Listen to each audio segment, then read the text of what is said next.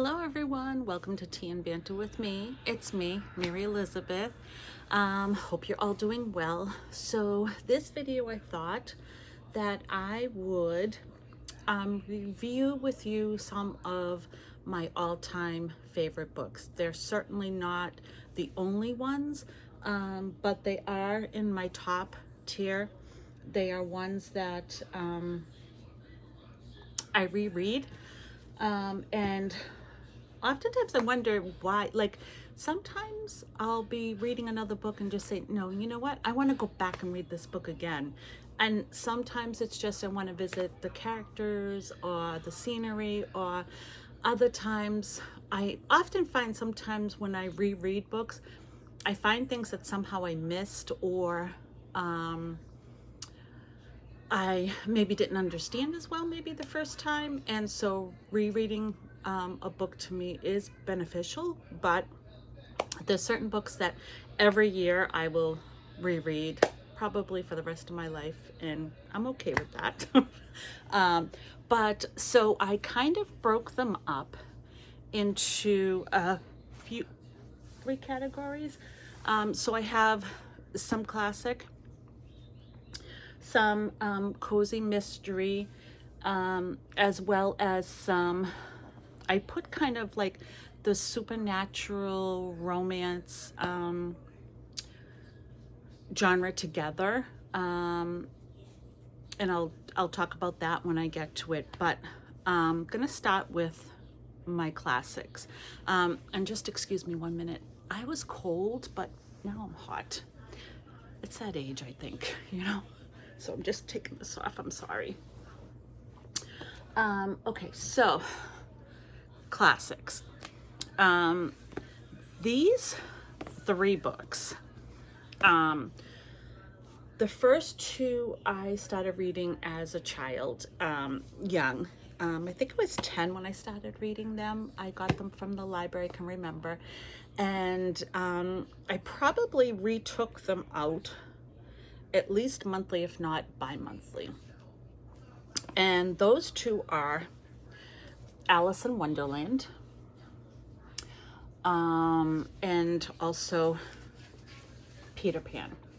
And I think that for me, Alice in Wonderland, just the imagination, the silliness, the idea of kind of growing up, I think, and trying to figure out who you are, is kind of what I took from this.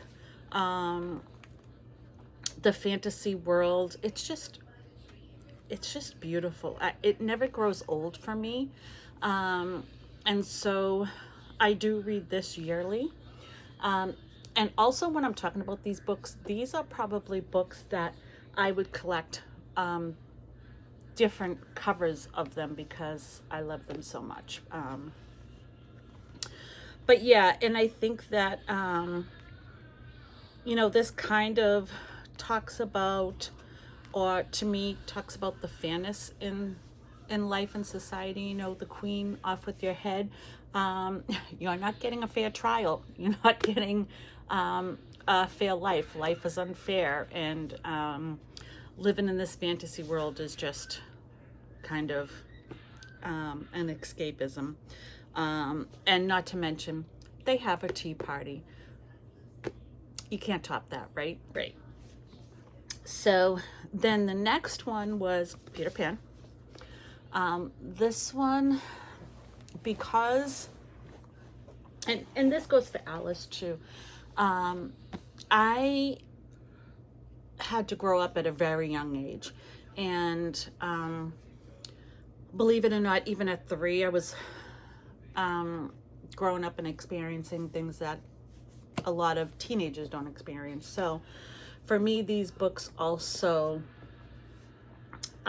give me a childhood in a sense, and also the idea of, with Pan, not wanting to grow up, always wanting to stay a kid and being at Neverland. And I think that if I could have went to Neverland with Peter Pan, I probably would have, and stayed there with him. So yeah, I think that this is one of the reasons why I love this. The second reason why I loved Peter Pan was the sadness of him also being alone. I could relate to that, and I could relate to him as a survivor. He survived, and he became the boss, and he didn't. He did some evil things, but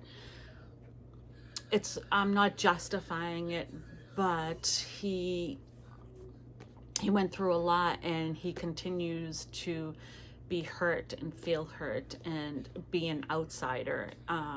He's the outsider looking in, and I cried a lot. I cry a lot when I read Peter Pan. Yeah, I mean, I just love him. So he's an all-time fave of mine. And then I guess you're seeing a theme here, right? Because the next book is a book that I read. I started reading when I was 13 or 14, and it quickly became an all-time favorite. And this book is called The Picture of Dorian Gray by Oscar Wilde. This book I related to immensely in terms of, Dorian Gray was a very beautiful, handsome man. And I'm not saying I relate, as I'm no supermodel, never was, but I don't know what it is. People maybe get a sense of you, maybe, I don't know what it is, but adults can take advantage of you, and I can relate to that. And for Dorian Gray, his beauty ended up destroying him in the end, as people just took advantage. They only saw what they wanted to see, and they exploited that, and kind of made Dorian's ego go to a place it shouldn't, or a dark place, and in the end it destroyed him. And it, to me, was a sad, I felt bad for Dorian. Yes, he made his choices, yes, he became evil, but I think that no matter which way he turned, there was someone taking advantage, and only seeing the outside, and not valuing the inside, or nurturing the inside. So anyway, that's one of the reasons why I love Dorian Gray. These are my takes on these books. Everybody has their own opinion, and I can respect that. So those were my classics, and I definitely have more classics that I love, but I just grabbed these three for now. So, cozy mysteries. You would not be surprised to see that Agatha Christie is top of the list, and they're not in any particular order. I didn't do that, but excuse me. My two favorite of all time of Agatha Christie is Murder on the Orient Express, and Murder on the Orient Express. It is a closed mystery on a train, with the suspects, the victim, and Poirot, and it is just done perfection. The murder, who is the murderer, like, I can't explain it. First of all, I don't want to give it away. I'm sure many of you know who the murderer is in this book, but phenomenal. I highly recommend it. It's top tier. And if you're wondering, that is my bookmark. I did do a video on my bookmarks. If you're interested, I can leave the link in the description box below. The next favorite of Agatha Christie is Then There Were None. This is another closed mystery with everyone on an island in a house, and they are being killed one by one. Excuse me, and they are supposedly the only ones on the island with the butler and the maid. So it's the mystery of who's killing them. Again, here's one of my bookmarks for that, if you're interested. But I thought she did these phenomenally for a closed mystery book. I think they're well worth the read. I think they are top. Many characters. No one's perfect in this book. Everyone has done something. And I kind of liked that concept, that people did bad things that are in this house and on that island, which aided in the mystery of wondering, okay, which one is taking it further to the next step of murder?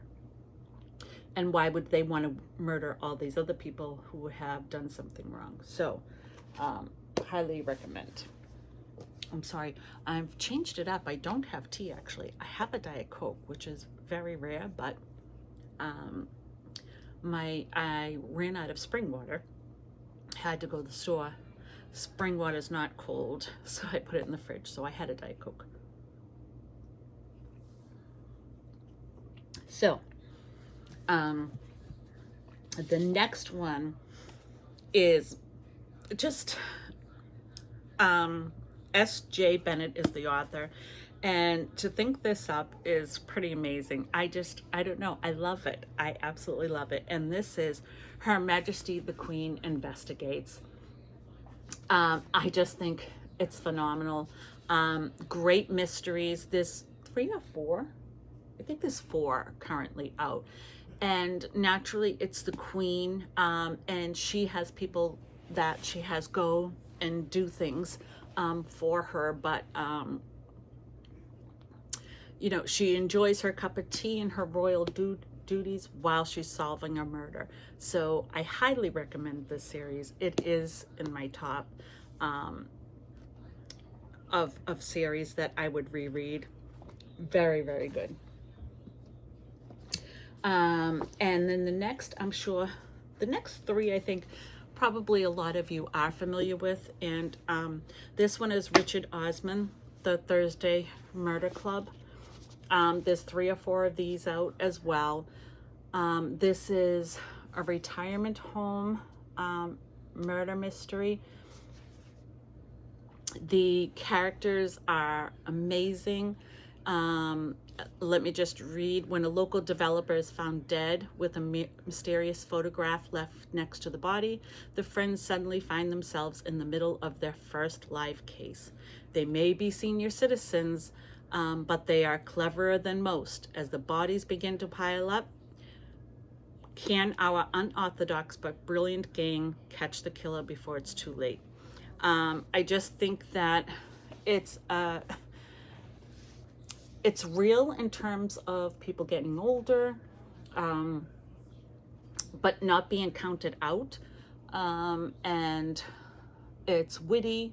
It's a good mystery, and it can be sad, but fun at the same time. I know it sounds strange, but trust me, really good mystery. Highly recommend. Then the last 2 on my mystery list is a Victorian mystery. This is The Inspector and Mrs. Jeffries. This is by Emily Brightwell. And this is lighthearted murder mystery, but the funny thing or the nice thing about this is it's actually the maid who solves the crimes, and the detective, the inspector, naturally gets the credit or whatever, or is seen as the one who has solved it, but it's really her who is kind of the brains behind it.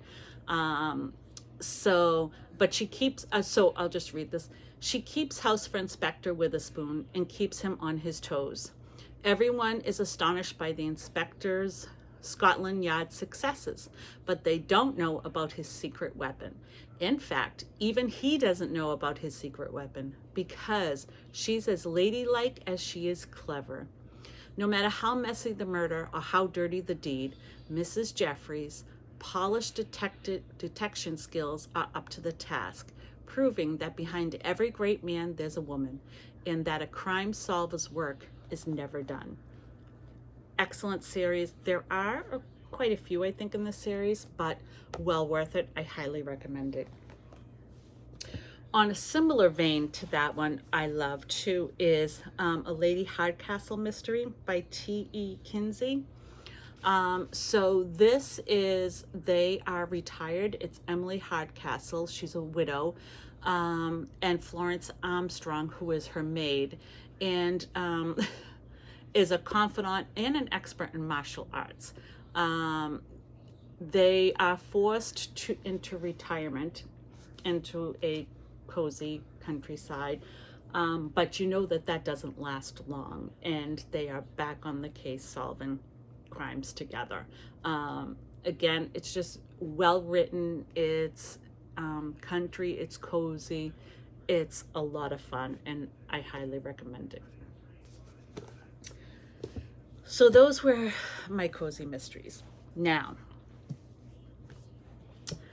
I have 4 more books, and these books are not for everybody, so do with as you will, and again, no particular order.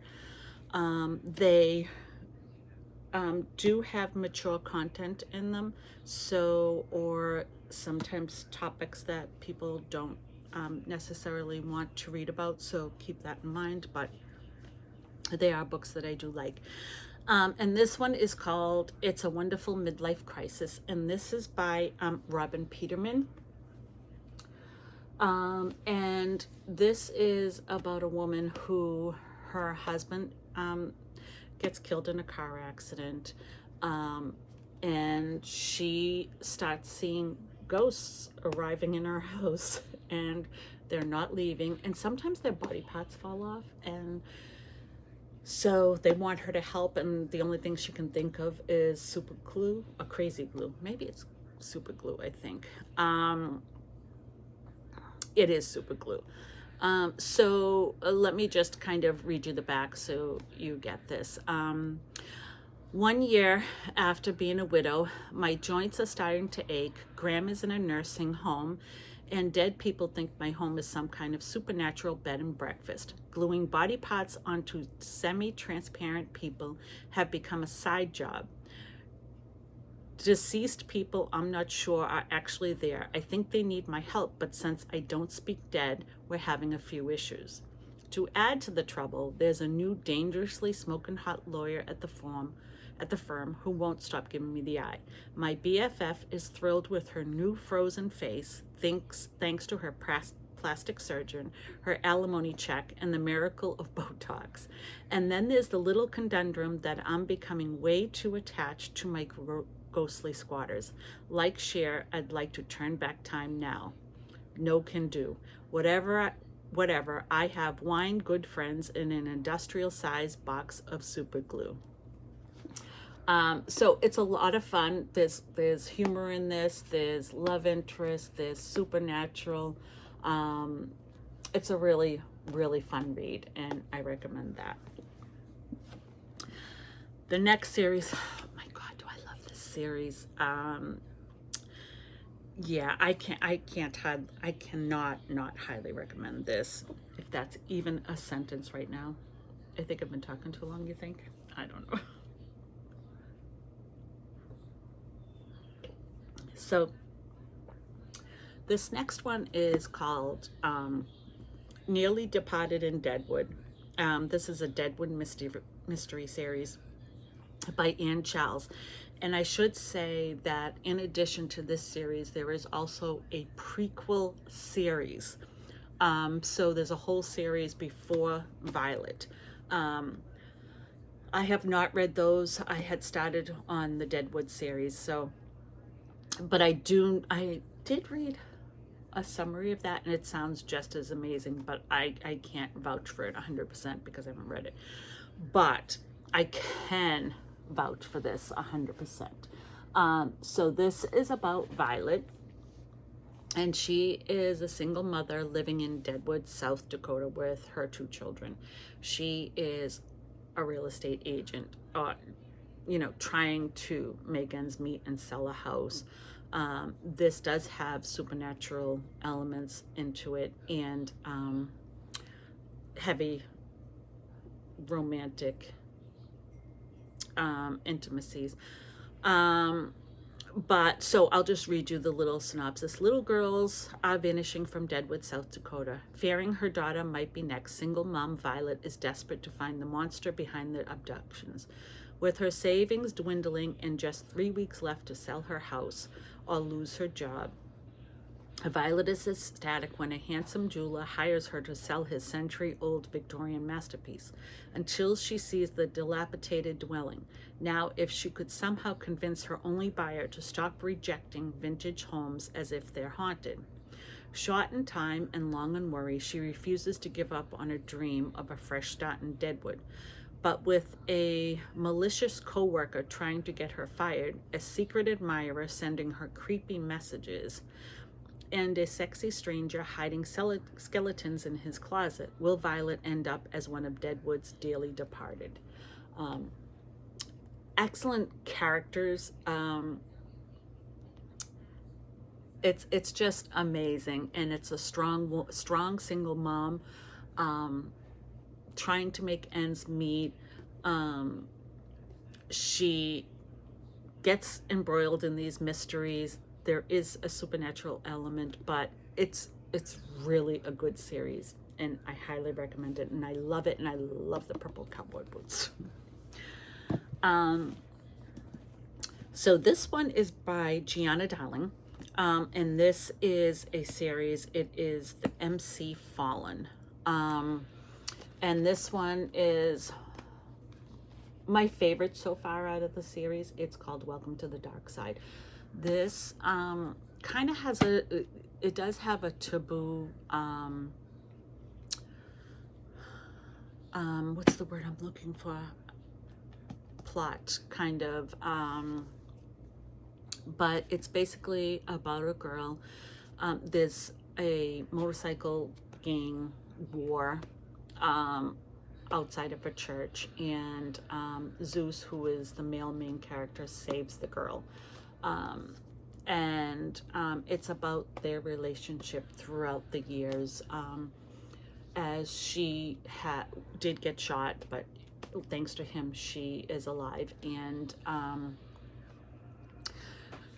Lou, that's the female main character, has suffered through that. She doesn't have a good home life. She actually writes letters to Zeus, who basically helps her and gives her some guidance as the best he can, even though they don't see each other, and he's very clear on the lines. But he also knows that she doesn't have the greatest life, and she also comes down with cancer, and she becomes an old soul because of how life has dropped in her lap. And so, and this book also, to me, kind of says, there's good and bad, but there's also bad and good in the bad, if that makes sense. Sometimes not everything's black and white, and also not everyone who's in bad situations is bad. Not everyone who's in good situations are good. And so I really love this book. This is another one that I do go back and read. And so if you're okay with that, and you're okay with mature themes, you might like this book. On a similar vein, as Welcome to the Dark Side, is Birthday Girl by Penelope Douglas. This is another one, mature themes. This is a girl who has been on her own. Her mother left. She didn't want anything to do with her children. Her dad is remarried. They live in a trailer park, and I believe he is an alcoholic, so he drinks most of the time. So she is out on her own trying to make ends meet. And her boyfriend is lost in the sauce. Like, he is immature, he doesn't know what he wants to do in his life, he's not responsible, and it just creates a mess. His father steps in and tries to help them, and she appreciates that. She works hard, she pulls her weight, she does what she needs to do, and the boyfriend just kind of, ends up cheating on her and going off and doing whatever. And it's about the father and her relationship and what blossoms there. Again, she's an old soul. Life has not been kind to her, and so she's older than what she chronologically is. Another great read, and highly recommend. And I don't know if you noticed, there's a theme of young people being older than they are, and having to struggle and grow up. And even when, you don't want to grow up, you got to grow up, unfortunately. So those do tend to be kind of things close to my heart. But of course, mysteries, they put the smile on my face, and highly recommend. So I hope you found this helpful. I hope that you found a book or two maybe that you would like to read. I know a lot of these people probably already know about, but I wanted to share and also put a little understanding of how I interpret them, and maybe you'd like to try some. And again, these are not all of the ones. As a matter of fact, there's another one right here. It is called, I'll do one more. This is called Toil and Trouble, and this is by H.P. Mallory. And this is a lot of fun. This is a fun series too, and I'll just read you the back. So it says, the underworld in civil war. The cause, a witch who can reanimate the dead, a sexy as sin vampire determined to claim her, and an infuriating, handsome warlock torn between duty and love. Who says blondes have more fun? After defending herself against the fairy magic, Jolie Wilkins wakes to find her world turned upside down. The creatures of the underworld on the precipice of war. The underworld is polarized in battle of witch against witch. Witch against witch. Creature against creature, led by the villainous Bella, who would be queen. While Jolie has one goal in mind, to stake the vampire, Ryder, who nearly killed her. She also must choose between the affection of her warlock employer Rand and the mysterious sexy vampire St. John. As if that weren't enough to ruin a girl's day, everything Jolie knows will be turned inside out when she's thrust into the shock of a lifetime. This is another cool series. I highly recommend. It's fun, it's supernatural. There's a lot of great characters in here. Ones that you love, a lot of them that you love, some you really, really hate. So I highly recommend this series too, if you're so inclined. So that's it. So until next time, everyone, I hope that you are all safe, and I hope you are all loved. Bye.